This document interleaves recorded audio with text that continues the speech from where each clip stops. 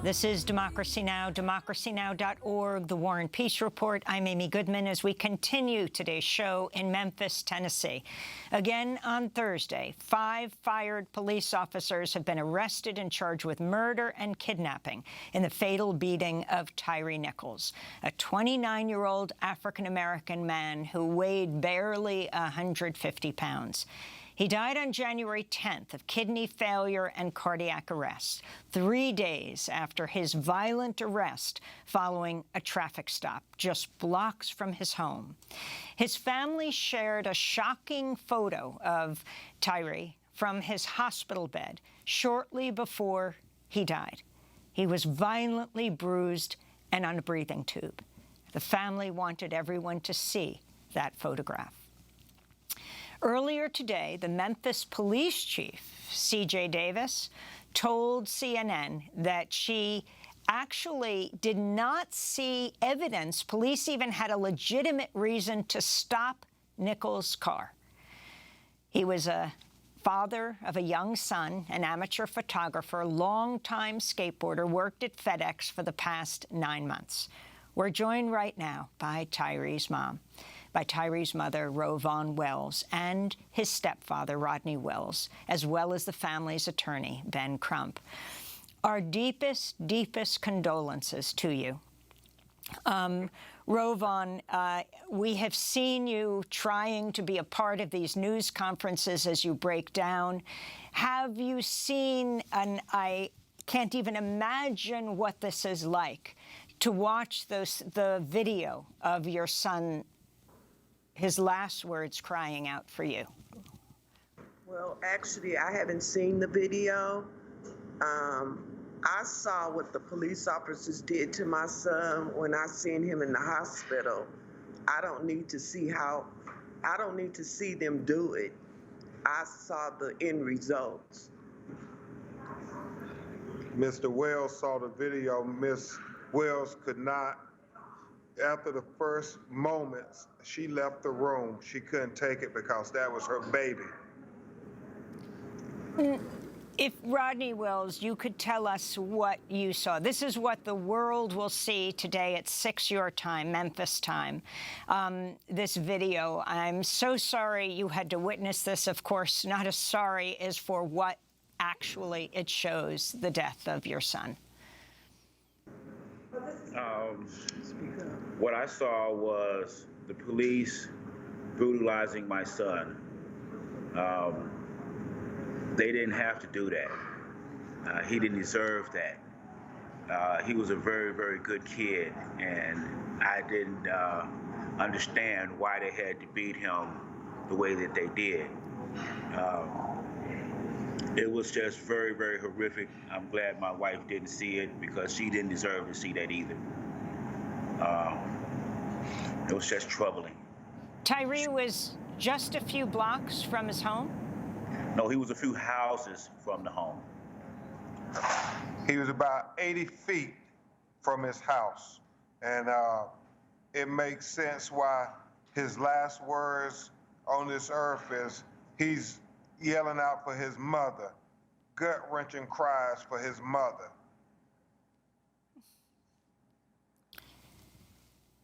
When did you learn what happened, RowVaughn Wells? Because he was so close to his home. The police officers came to the door and asked if I knew my son. I said yes. They said, well, do you know Tyre Nichols? And I said yes. They proceeded to tell me that he had been arrested for a DUI. That was quite confusing because my son don't drink like that. They then proceeded to tell me that he was being attended to by the paramedics because they had to tase and pepper spray him. I asked where my son was. They told me he was nearby. So at the time, I didn't know where this had all transpired until further reports came out. Once we left the house, my husband and I went to go see if we can find our son, and we found his car a couple blocks away with the undercover police officers there.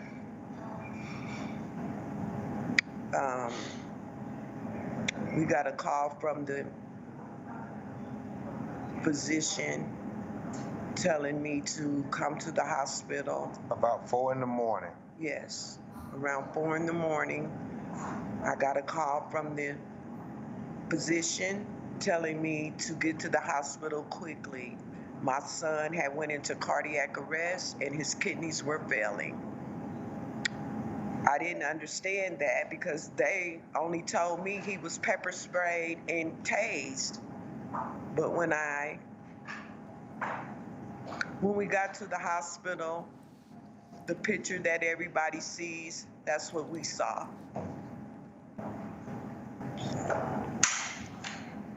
Tell us about Tyre RowVaughn Wells and Rodney Wells. Please join in. The two of you telling us first, I mean, just a physical description. How much did he weigh? Tyre was 6'3". He weighed about $150. Tyre has Crohn's disease, so he manages it with his diet. So he doesn't eat as much as normal people. So he was fairly light. That's why this is so troubling to me, because you had 5 officers combined weight of over 1,000 pounds beating up on a young man that's only $150. How did they fear for their lives in order for this to happen? I'm still trying to understand that. Yeah. And let me make it clear, Amy, what we have seen that transpired with these charges being levied so quickly should now be the blueprint of what happens when you see police officers commit crimes on video against citizens. And we saw the Memphis Police Department, the district attorney, terminate these 5 black officers and charge them with less than 20 days. And so when we think about all these other cases, where there's Terrence Crutcher, Philando Castile, I mean, so many of them, Botham Jean, they can't have this excuse now and say, we need 6 months, we need a year, when you have evidence on video of the crime, because it should be equal justice, that we have swift justice, not just when it's 5 black officers, when it's any police officer that engage in excessive use of force against citizens, unarmed citizens. Now, the police officers can get out on bail, right, on bond. I think 3 have been will have to raise $250,000, 2 of them $350,000. At least 3 are expected to get out. RowVaughn and Rodney Wells, your response to them being freed? Entitled to bail. They're innocent until proven guilty. So what do you understand, Ben Crump? You've described he was beaten. What else is seen? Did you yourself see the video? I did, yes. So what happens at the end? Tragically, the video is going to remind many people of Rodney King. But unlike Rodney King, RowVaughn and Rodney's son, Tyre, does not survive. I mean, at the end of that video, after he called out for his mother, his last words on this earth, you see him sitting, they set him up handcuffed against a police car. And then you see his body fall to the right side. After a minute or so, they sit him back upright, and then you see his body fall to the left side. And then they pick him back up upright, and he falls on the ground and he's moaning. It's obvious he's in distress. And what you want is them to display an ounce of humanity and try to render some aid to this human being that is in distress, but you don't see that. And on top of all of the escalation that we saw earlier in the video where they are using such profane language against him and they're punching him and kicking him, you are saying, when is somebody going to display humanity? And that's what's troubling, because you don't see it on that video, even as he's going in and out of consciousness, handcuffed on the ground against a police car.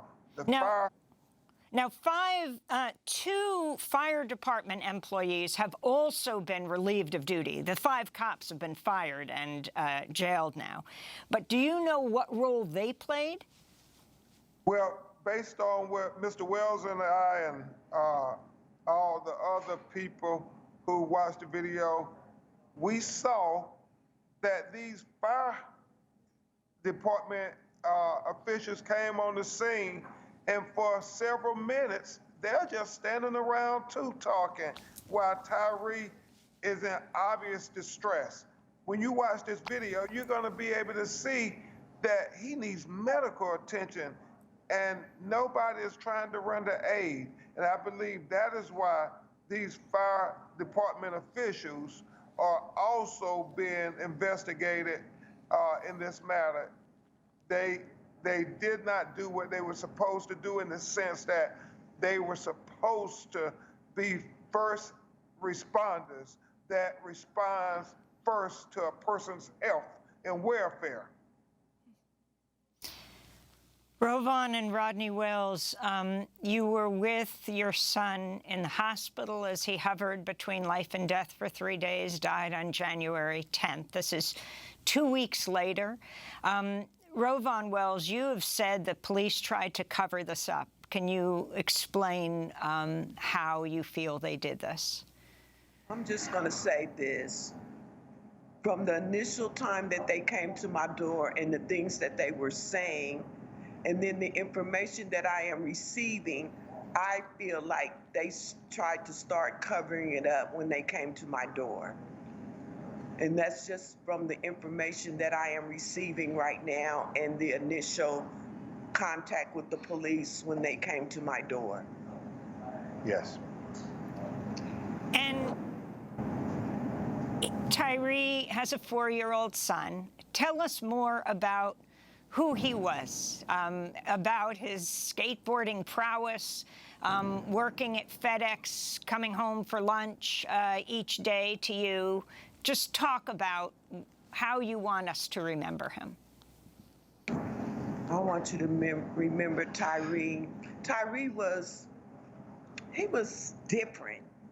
Tyre didn't follow everyone. He was his own leader. He had a beautiful soul, and he touched everyone.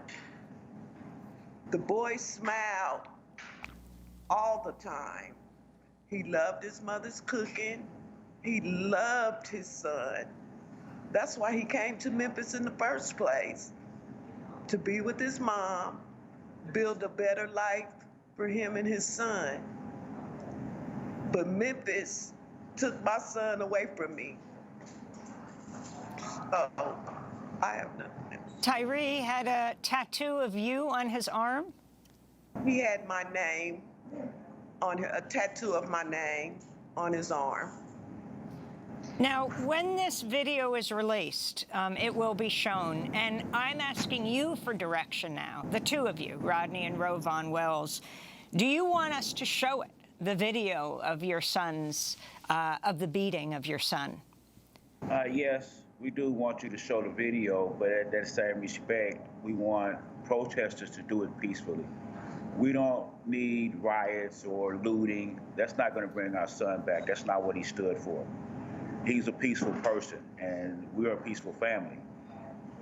So if you want to riot, if you want to protest, just protest peacefully. We do not need no uproar. We don't need no looting and burning, and don't destroy your own city. That's not what we're about, or our son was about. Will you be part of the vigils and the protests, RowVaughn and Rodney Wells? Yes. They're standing with the community because the community stands with them. Yes.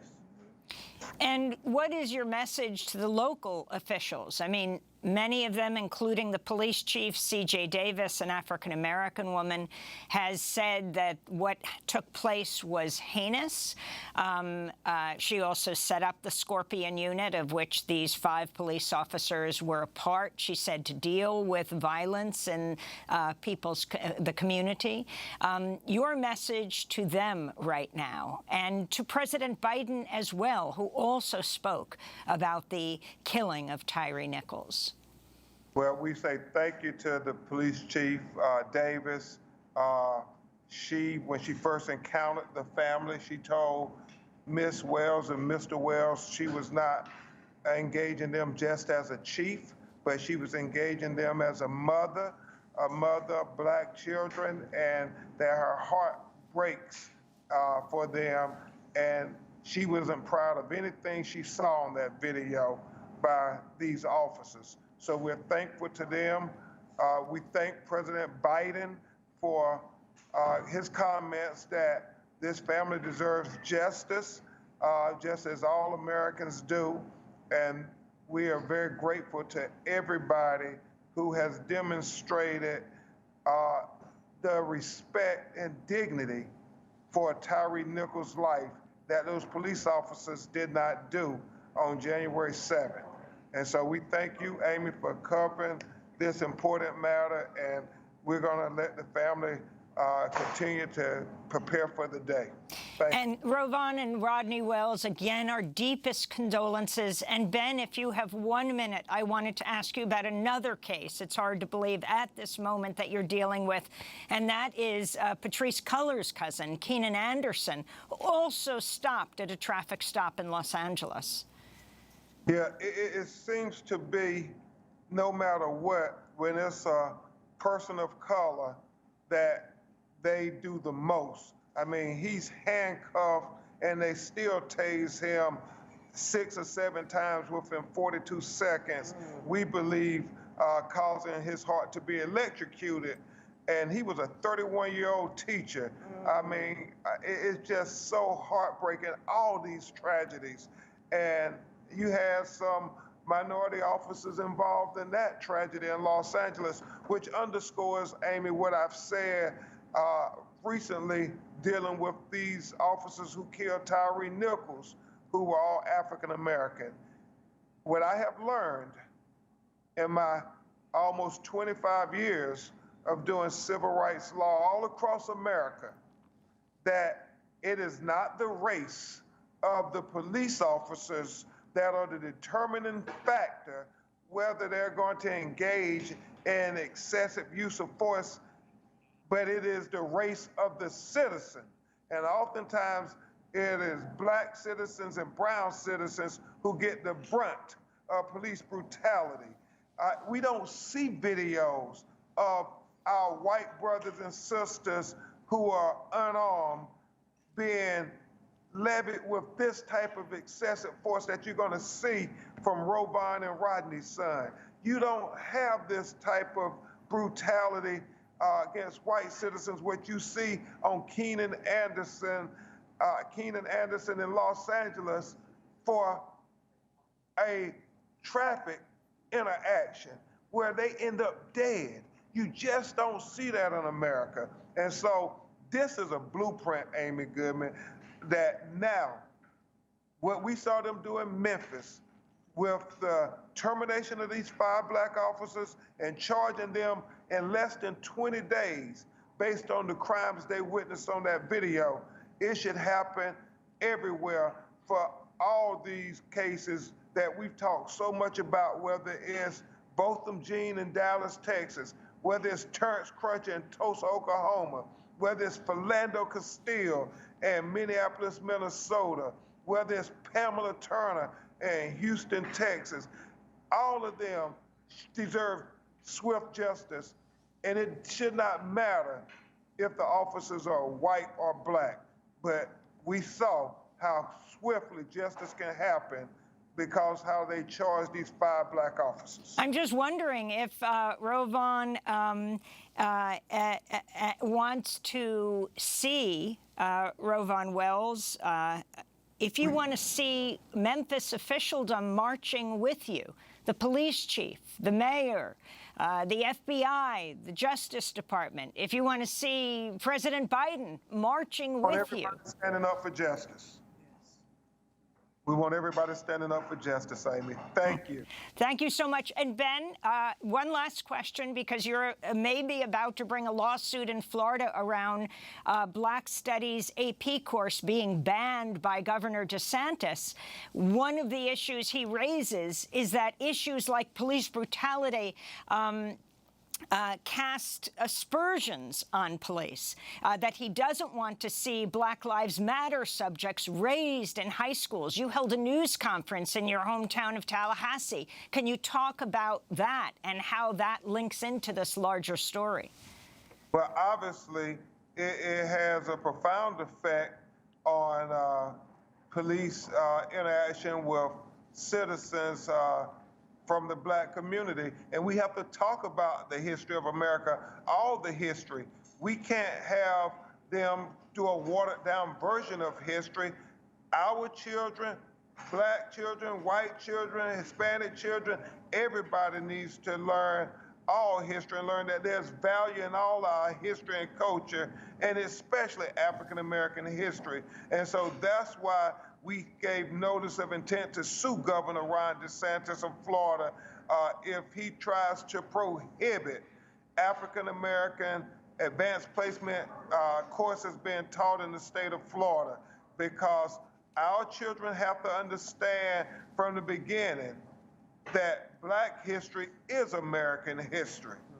The great Negro educator Carter G. Woodson, known as the father of Black history, said that if a race has no history, if a race has no traditions that are respected and taught to the youth, then that race becomes a negligible thought in the world that can be eliminated from the world. And we won't let Governor Ron DeSantis or anybody eliminate our Black history and culture from being taught in the schools in Florida or in the schools anywhere in America, because our Black history matters. Ben Crump, we want to thank you so much for being with us. And again, RowVaughn and Rodney Wells, our deepest, deepest condolences. That does it for our show. Please spread the word that democracynow.org is here on the ground. I'm Amy Goodman.